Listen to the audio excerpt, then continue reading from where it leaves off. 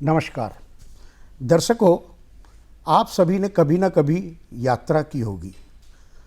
सभी लोग यात्रा के लिए अपने जो उस स्थान पर उपलब्ध साधन होते हैं उसी से यात्रा करते हैं, जैसे बस, हवाई जहाज़, कार या रेल। इन सभी माध्यमों में रेल एक ऐसा माध्यम है जो न सिर्फ सस्ता है बल्कि सुरक्षित और सुविधापूर्ण भी है।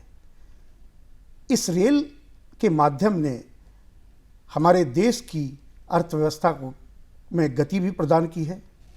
ये रेल हमारे देश के एकीकरण में भी एक महत्वपूर्ण भूमिका निभाती है। दर्शकों, आज हम हमारे इस महत्वपूर्ण घटक के बारे में जानकारी प्राप्त करेंगे और ये जानकारी देने के लिए हमारे इस केंद्र पर जो उपस्थित हुए हैं वो हैं श्री संतोष कुमार झा जी। श्री संतोष कुमार झा जी कोंकण रेलवे में चेयरमैन हैं। श्री संतोष कुमार झा के साथ में एक और विशेषता भी जुड़ी हुई है। आप एक साहित्यकार के साथ साथ कवि भी हैं और भारत में होने वाले राष्ट्रीय और अंतर्राष्ट्रीय कवि सम्मेलनों में आप मंच का संचालन कर श्रोताओं को जागरूक करते हैं। श्री संतोष कुमार जी झा, आपका इस दूरदर्शन कार्यालय में स्वागत है। धन्यवाद। नमस्कार श्रीमान जी, आज हम इस परिचर्चा में रेलवे, विशेषकर कोंकण रेलवे के बारे में चर्चा करेंगे। वैसे तो रेलवे में सारे लोगों ने कभी ना कभी यात्राएं की हैं और बहुत सी जानकारियां लोगों के जो उनकी आवश्यकता के अनुसार होती है वो लोगों को मालूम रहती है। फिर भी कुछ जानकारियां हैं जो लोग कभी ध्यान भी नहीं देते या उनको उतनी आवश्यकता महसूस नहीं होती है, परंतु फिर भी मेरा ये सोचना है कि जब हम यात्रा कर रहे हैं तो उस जगह की, उस स्थान की, उससे संबंधित चीज़ों के बारे में जानकारी प्राप्त हो। तो मैं छोटी जानकारी से प्रारंभ करूँगा। तो जब हम किसी प्लेटफॉर्म पे या स्टेशन पे जाते हैं तो हम उस तरफ, चारों तरफ देखते हैं कि वहाँ रेलगाड़ियाँ, डिब्बे और मालगाड़ियाँ खड़ी रहती हैं। तो कई रेलगाड़ियों में साउदर्न रेलवे, कहीं उत्तर रेलवे, कहीं वेस्टर्न साउदर्न रेलवे। अगर हम गोवा और केरला वाले क्षेत्र में आए तो वहाँ कोंकण रेलवे लिखा रहता है। इन सब का क्या मतलब है और ये अलग अलग क्यों रहते हैं और एक ही स्थान पर सारे कैसे इकट्ठे हो जाते हैं? बहुत अच्छा प्रश्न है आपका। जैसे कि हमारा घर होता है, उसमें बहुत सारी चीज़ें होती हैं जी।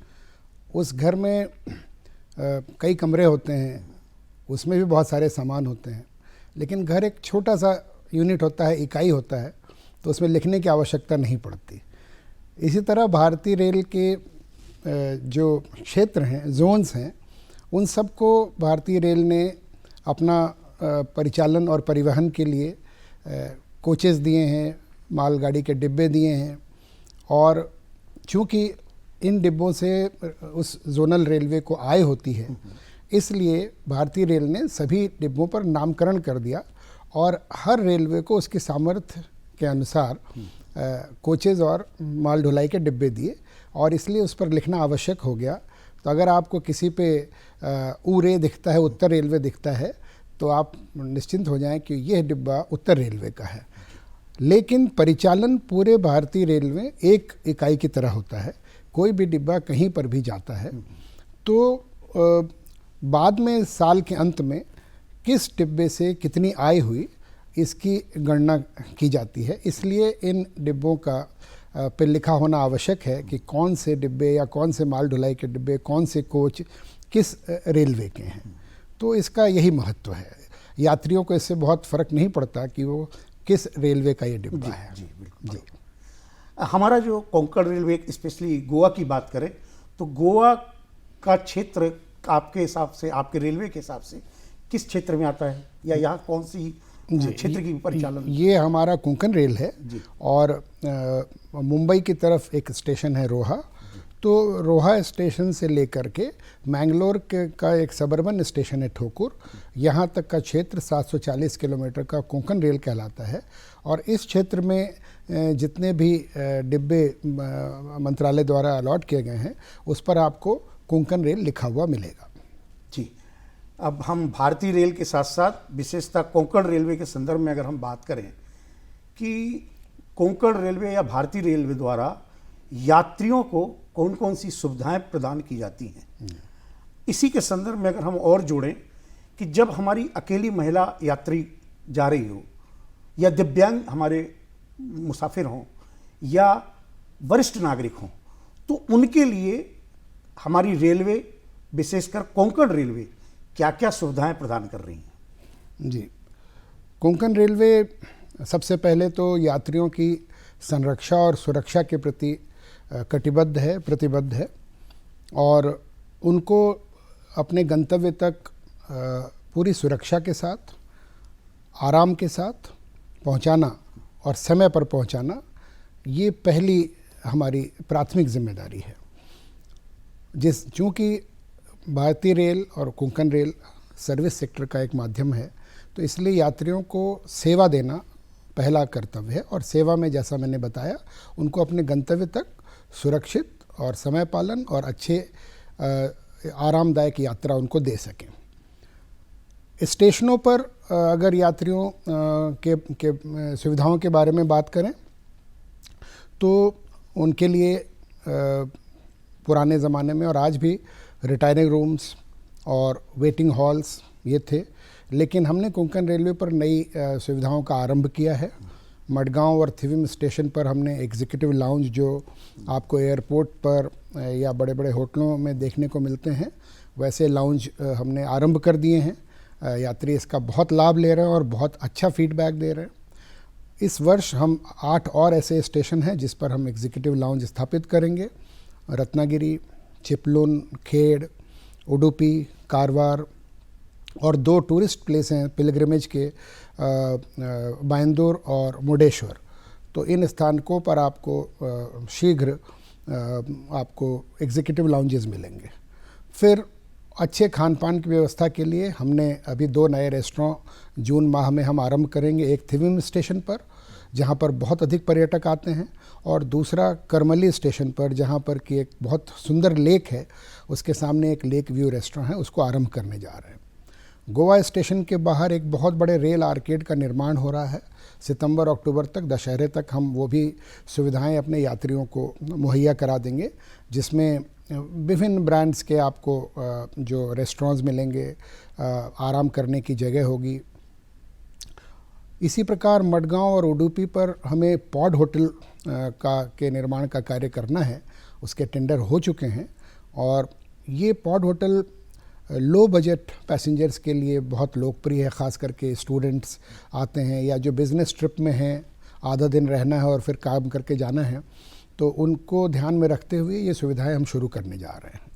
जितने हमारे रिटायरिंग रूम्स हैं उनको भी हम पूरा उसका जीर्णोद्धार कर रहे हैं और इस कड़ी में कारवार स्टेशन पर भी पहला कार्य किया गया और मडगांव स्टेशन पर भी अच्छा रिटायरिंग रूम उपलब्ध कराया गया है। शीघ्र ही आप थिविम पे देखेंगे। रत्नागिरी में भी इसका हम जीर्णोद्धार कर रहे हैं। आपने महिलाओं और वरिष्ठ नागरिकों और दिव्यांगजनों के बारे में बड़ा अच्छा प्रश्न किया। कोंकण रेलवे एक ऐसा रेल है जहां पर वरिष्ठ जनों के लिए और दिव्यांगजनों के लिए एक विशेष सुविधा है। उसको हम श्रवण सेवा और सारथी सेवा कहते हैं। सारथी सेवा जैसा आप देख रहे हैं, अगर व्हील चेयर की सुविधा चाहिए तो एक टेलीफोन कॉल या एक मैसेज से वो सुविधा हम देते हैं। श्रवण सेवा उनका सामान उठाने के लिए किफ़ायती दरों पे उनको पोर्टर की सुविधा देते हैं। महिलाओं के लिए सबसे पहले तो सभी स्टेशनों, बड़े स्टेशनों पर उनके लिए वेटिंग हॉल है। अगर वो ट्रेन में सफ़र कर रही हैं और किसी प्रकार की दिक्कत आ रही है तो रेल मदद का ऐप है जिसके ज़रिए वो अपनी बात या शिकायत जो भी है उसको दर्ज करती हैं। 139 का टेलीफ़ोन नंबर दिया गया है सभी को और उसका काफ़ी लोग इस्तेमाल कर रहे हैं। इसके अलावा हमारी आरपीएफ की टुकड़ी रहती है और टीटीज़ रहते हैं, तो प्रतिदिन इस तरीके की जो उनको सुविधाएं लगती हैं वो हमारे सिक्योरिटी कंट्रोल तक इस टेलीफोन के माध्यम से प्राप्त होती हैं और उन्हें हम बहुत ही सुरक्षित रूप से अपने गंतव्य तक पहुंचाते हैं। कुछ एक नया कार्य भी कोंकण रेलवे कर रहा है जो आपके प्रश्न में नहीं है, लेकिन मैं बताना चाहूँगा अपने दर्शकों को। एक हमारा ऑपरेशन नन्हे फरिश्ते हम कोंकण रेल पे चलाते हैं। बहुत सारे बच्चे ख़ास करके टीन एज के या अपने घर छोड़ के भाग आते हैं, उनके लिए ये कार्यक्रम है और हमारी आरपीएफ स्टेट गवर्नमेंट के साथ जो है समन्वय करके इनको रेस्क्यू करती है। पिछले वर्ष हमने 65 ऐसे बच्चों को रेस्क्यू किया और इन एजेंसीज़ के माध्यम से उनके माता पिता तक पहुंचाया। तो इस प्रकार की बहुत सारी सुविधाएं कोंकण रेलवे पे हम देने का प्रयास कर रहे हैं। आने वाले दिनों में हर स्टेशन पे आपको QR कोड मिलेगा, ऑटोमेटिक टिकट वेंडिंग मशीन हम लगा रहे हैं और जो टिकट चेकिंग हम सभी रिजर्व कोचेज़ में कर रहे हैं ताकि जो आरक्षित यात्रियों को भी कोई असुविधा ना हो। श्रीमान जी, अगर हम एक यात्री की नज़र से देखें तो जब हम यात्रा करते हैं तो सबसे ज़्यादा चिंता रहती है हमारे सामान की चोरी होने की।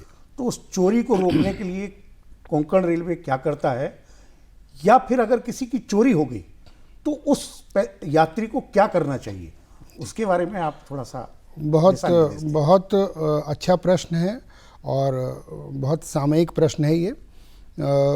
कोंकण रेलवे में हमारे जो आरपीएफ की जो वाहिनी है बहुत सशक्त है। 130 लोगों का ये फोर्स है और हमारे चलते हुए ट्रेन में भी FIR लॉन्च करने की सुविधा है। हमको रेल मदद पर या 139 पर इस तरीके के मैसेज मिलते हैं थेफ्ट के या अटेम्प्टेड थेफ्ट के या फिर मिसबिहेवियर के या ओवर क्राउडिंग के, तो ये सूचना मिलते ही हम अगले स्टेशन पर आरपीएफ को तुरंत उस कोच में भेजते हैं और अगर ज़रूरत है तो FIR दर्ज की जाती है और उसके बाद स्टेट पुलिस को हम वो केस देते हैं। बहुत सारे यात्री अपने सामान की रिकवरी हो जाती है तो FIR नहीं लॉन्च करते हैं, तो इसलिए FIR की संख्या से इनकी संख्या को की तुलना नहीं कर सकते। लगभग 50 से 60 FIR हर साल लॉन्च होती हैं, लेकिन इसका कम से कम 2 गुना या 3 गुना केस हम हर साल उसको हल करते हैं। तो हमारी 6 पोस्ट हैं, चौकियां हैं और 3 आउटपोस्ट हैं आरपीएफ की। और गोवा में मडगांव में हमारा एक कोंकण रेलवे पुलिस के साथ भी तालमेल है, उनका भी यहाँ पर पोस्ट है। तो हम सिविल पुलिस को केस देते हैं, गोवा क्षेत्र में कोंकण रेल पुलिस उस केस को लॉन्च करती है और रिकवरी करती है। पिछले वर्ष हमारा जो अपराध जो हुआ है, हमारे चोरी और इस प्रकार की घटनाओं का, उसमें काफ़ी गिरावट आई है और हमने 10 प्रमुख ट्रेनों को और 10 प्रमुख स्टेशनों को जहां पर इस प्रकार की घटनाएं अधिक होती थी वहां पर स्पेशल आरपीएफ को तैनात किया और 2.5 करोड़ की तो रिकवरी हुई। और पिछले वर्ष एक बहुत बड़ा चोरी का केस हुआ था एक ज्वेलर का, लगभग 4 करोड़ का, उसकी भी पूरी रिकवरी जितना भी उपलब्ध था कर ली गई और वो केस दर्ज किया गया। तो हमारी आरपीएफ की टीम बहुत ही सशक्त है, उसमें लगभग 10 महिलाएं भी हैं और हम हर प्रकार से ये सुविधा देने का प्रयास कर रहे हैं स्टेट पुलिस के माध्यम से। श्रीमान जी, रेलवे अपनी उत्तरोत्तर प्रगति कर रहा है। हम देखते हैं कि आज रेलवे का नाम हमारे देश के साथ साथ विदेशों में भी आ गया।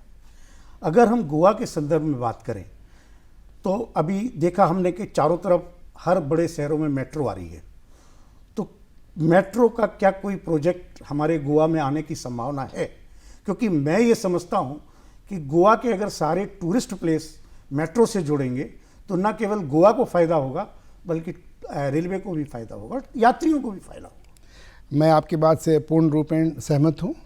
गोवा में मेट्रो होना ही चाहिए, लेकिन आपको मैं बताना चाहूँगा कि मेट्रो को कॉन्सेप्चुअलाइज करना और मेट्रो का निर्माण ये स्टेट गवर्नमेंट के परव्यू में आता है।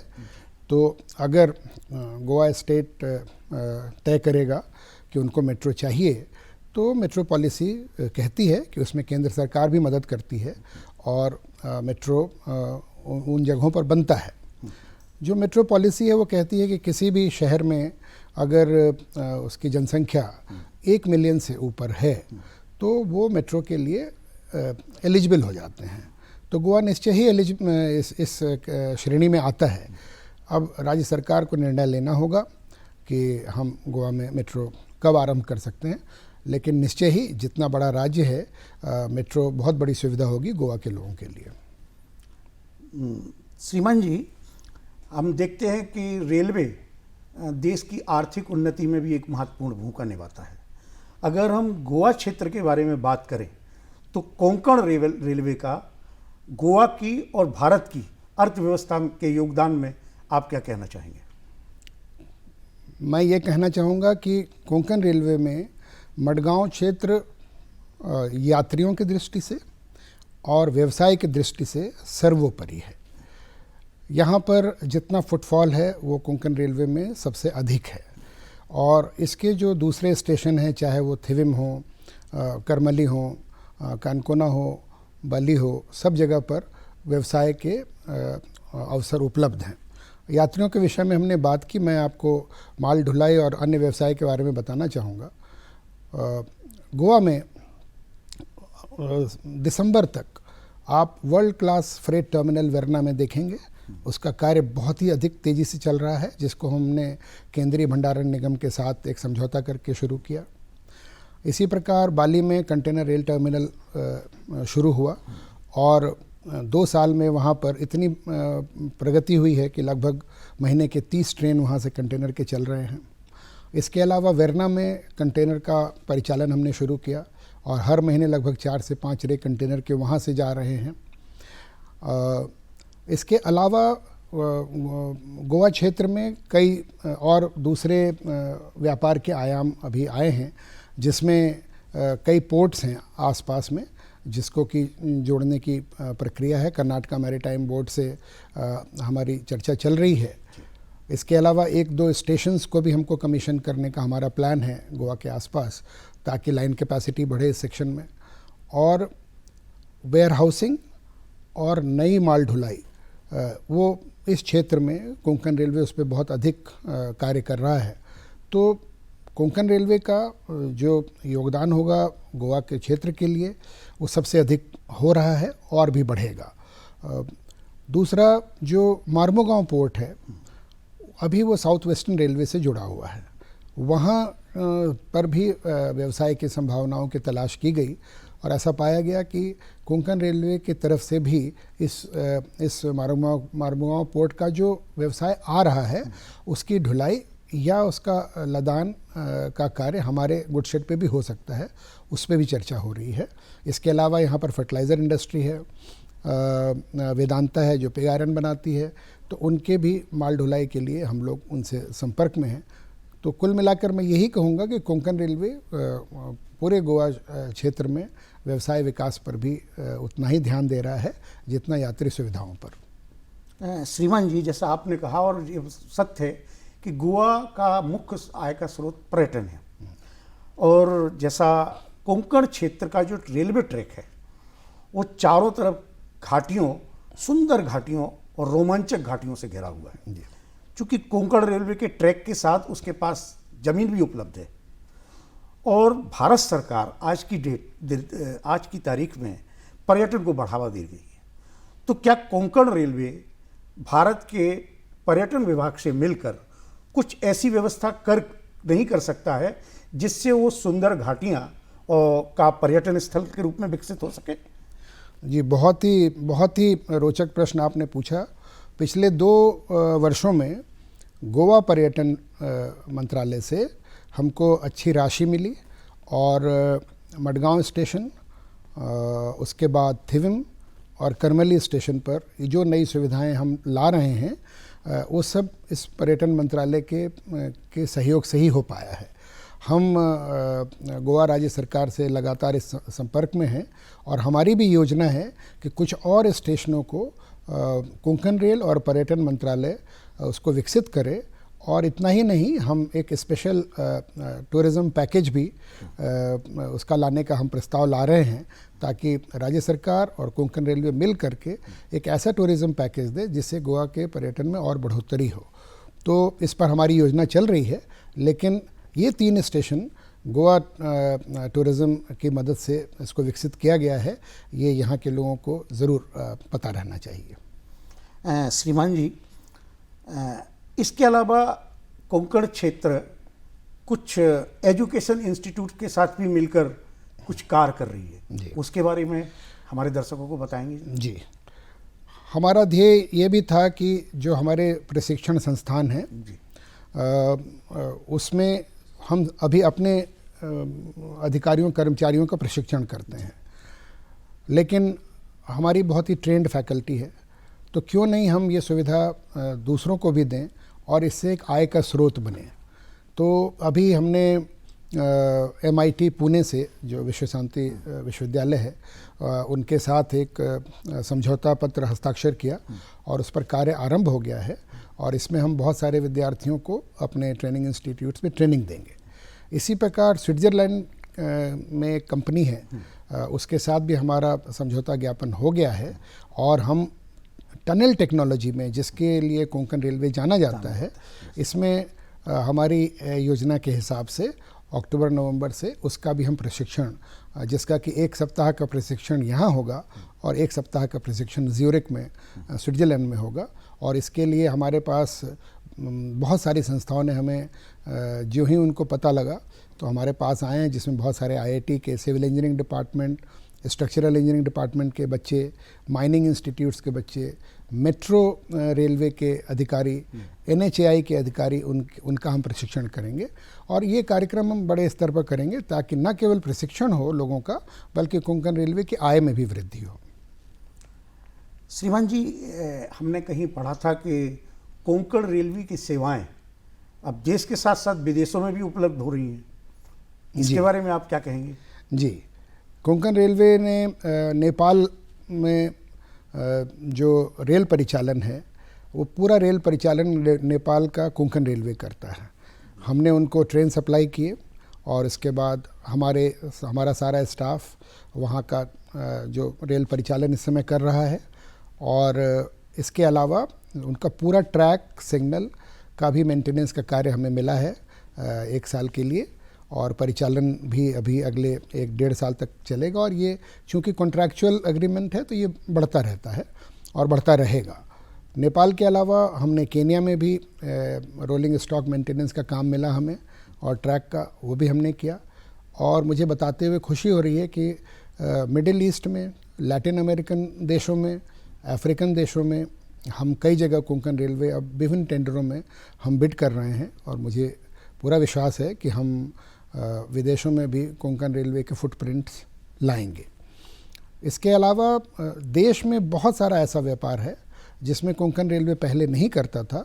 मुझे बताते हुए खुशी हो रही है दर्शकों को कि रेलवे इलेक्ट्रिफिकेशन का कार्य हम इस समय 4 जोनल रेलवे में कर रहे हैं, सिग्नलिंग का कार्य दूसरे रेलवे में कर रहे हैं, सिविल कंस्ट्रक्शन का काम कर रहे हैं, लगभग 4000 करोड़ का कार्य हम केरल में कर रहे हैं, पोर्ट कनेक्टिविटी का कार्य हम कर रहे हैं, हम प्रोजेक्ट मैनेजमेंट कंसल्टेंसी करते हैं, हम DPR बना रहे हैं, हम थर्ड पार्टी इंस्पेक्शन कर रहे हैं। रेल व्यवसाय का ऐसा कोई भी क्षेत्र नहीं है जो हम नहीं कर रहे हैं।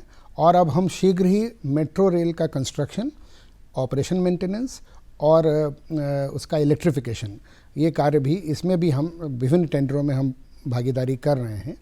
नवी मुंबई मेट्रो के ऑपरेशन मेंटेनेंस का कार्य अभी हमें मिला है और उसको हमने शुरू कर दिया है पिछले माह से। तो अब मेट्रो रेल में भी कोंकण रेलवे अपनी छाप छोड़ेगा, ऐसा मुझे पूरा विश्वास है।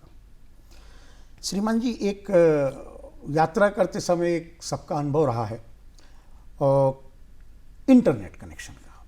जब रेलवे ट्रैक पढ़ते थे शुरू में बहुत साल पहले, तो ऐसा एक न्यूज़ समाचार आया हुआ था कि ट्रैक के साथ में हम फाइबर ऑप्टिक्स डाल रहे हैं जी। तो मैं समझता हूँ कि ट्रैक करीब करीब कंप्लीट हो गया, तो फाइबर ऑप्टिक भी कंप्लीट हो चुकी होगी।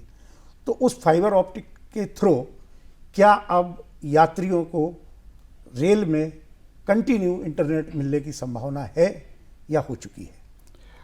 ये बहुत महत्वपूर्ण है। ख़ास करके पूरे 740 किलोमीटर के कोंकण रेल में 91 टनल हैं और सबसे बड़ा टनल सुरंग जो है 6.5 किलोमीटर का है।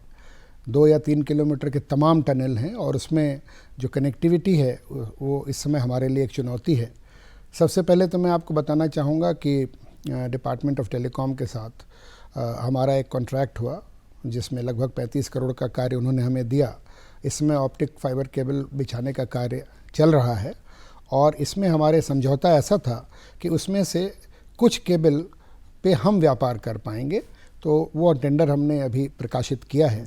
एक बार वो टेंडर हो जाता है तो हमने ये उसमें किया है कि 5G की सुविधा टनल के अंदर भी हो, ताकि लोगों को ये मिल जाए। थोड़ा इसमें समय लगेगा, लेकिन निश्चय ही इस दिशा में हम प्रयास कर रहे हैं।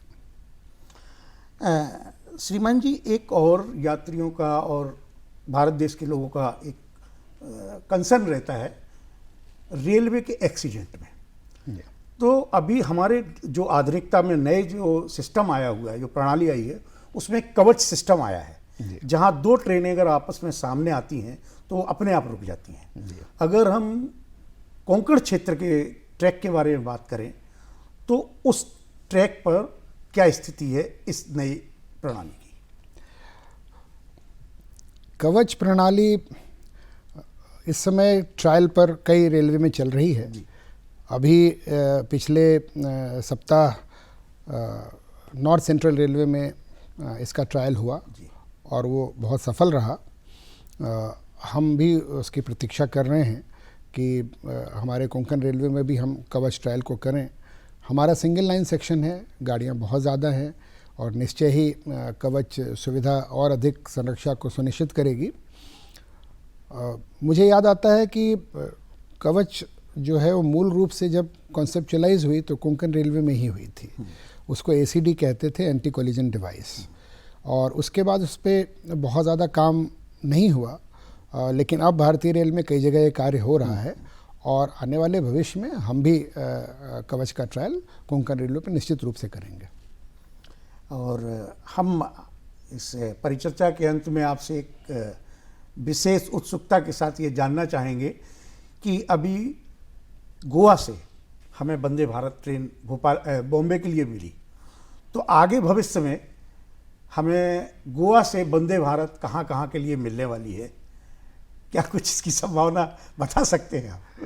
देखिए, ये निर्णय तो मंत्रालय लेता है जी। इस समय 2 वंदे भारत हैं, एक मुंबई मडगांव और एक मडगांव मैंगलोर जी। और मुंबई मडगांव की ऑक्यूपेंसी बहुत अच्छी है, लगभग 90 से 100% की है। मडगांव मैंगलोर की ऑक्यूपेंसी बहुत अच्छी नहीं है। तो इसकी ऑक्यूपेंसी बढ़ाने के लिए या तो इसको कहीं किसी और स्टेशन तक आगे लंबित किया जाएगा, या हो सकता है भविष्य में कुछ नई गाड़ियां आएँ, लेकिन इस समय हमारे पास कोई सूचना नहीं है मंत्रालय से। लेकिन मडगांव बहुत महत्वपूर्ण। लेकिन आपके विचार से हम आना चाहिए? निश्चय ही आना चाहिए, निश्चय ही आना चाहिए। इसका निर्णय अभी हम तक नहीं पहुंचा है मंत्रालय से, लेकिन निश्चय ही और अधिक वंदे भारत न केवल कोंकण में, पूरे भारत में आने वाले दिनों में आपको वंदे भारत ट्रेनें ही मिलेंगी। अभी इस समय वो चेयर कार ट्रेनें हैं, फिर वो स्लीपर ट्रेनें आएंगी और अब मेट्रो वंदे भारत भी RCF कपूरथला ने उसका ट्रायल किया है। तो निश्चय ही आने की संभावना रहेगी और अधिक वंदे भारत कोंकण रेलवे में आपको देखने को मिलेगा निकट भविष्य में। धन्यवाद सर। दर्शकों, आज इस परिचर्चा में हम लोगों ने रेलवे और विशेषकर कोंकण रेलवे के संदर्भ में जानकारी प्राप्त की। आशा है आप सभी लोगों को ये जानकारी अच्छी लगी होगी। दर्शकों, हमें गर्व है कि 16 अप्रैल 1853 को मुंबई और ठाणे के बीच चली हुई 34 किलोमीटर की रेलवे लाइन आज विश्व के उस मुकाम पर पहुंच गई है जहां पर इसने अपने विश्व में दूसरा और एशिया में पहला स्थान परिचालन के में बनाया हुआ है। इस पर हम सभी भारतीयों को गर्व है। श्री संतोष कुमार जी, आप इस परिचर्चा के लिए हमारे केंद्र पर उपस्थित हुए, इसके लिए मैं केंद्र की तरफ से और दर्शकों की तरफ से आपका आभार व्यक्त करते हुए अंत में सभी की तरफ से रेलवे के लिए यही कहूँगा, रुके न तू थमे न तू, रुके न तू थमे न तू, सदा चले, रुके न तू थमे न तू। बहुत धन्यवाद, आभार।